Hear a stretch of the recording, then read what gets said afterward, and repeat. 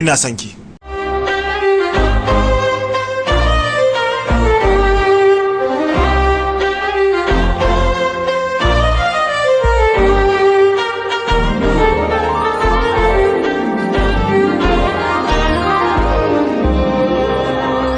Me? Ina son ki. Tsawon shekaru da yawa ina bibiyar ki. Kowace rana nakan tsaya a wajen gidanku ina kallon kofofi da tagogi da fatan cewa wata rana zaki leko ki ganni.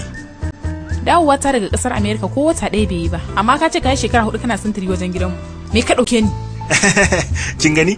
Ko sani ma ban yi ba ko kina gida ko kina kasar waje. Kamar yadda nake ta bibiyar ki ba tare da na san cewa zaki amince ko ba zaki amince ba. Amma kada ki amincewa ki amince dan Allah. Ka gani? To haka zaka yi. Abokina ne yake so ya tsara wacce yake kauna. Shine na yi misali akan ki domin ya gane yadda zai yi. Shikenan. Wani irin rashin mutunci ne wannan? Dama kuna tsaye a titi ne ku dinga taya 'yan mata haka? Ke, me na ta da rigima? Wannan gwaji ne ba da gaske ba, fece. Gwaji? To zan nuna ma. Cewa baka san ni wace ce ba kuma baka san me zan iya yi ba. Za ka gani.